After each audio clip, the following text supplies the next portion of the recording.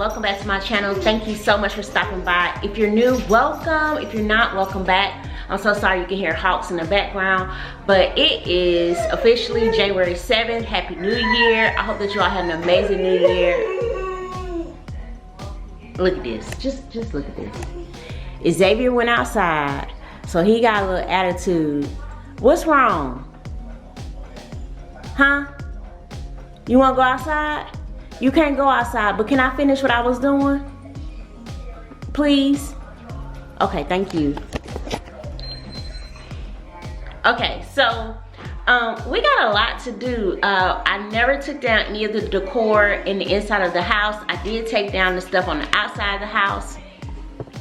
If you take a look right here, these are the deer that were outside. I did take those down. So today we need to take down everything. So we have the foyer. We also have my dining room. And then we will move into the living room in a minute. So let's work together to get this done first, and then we'll move forward.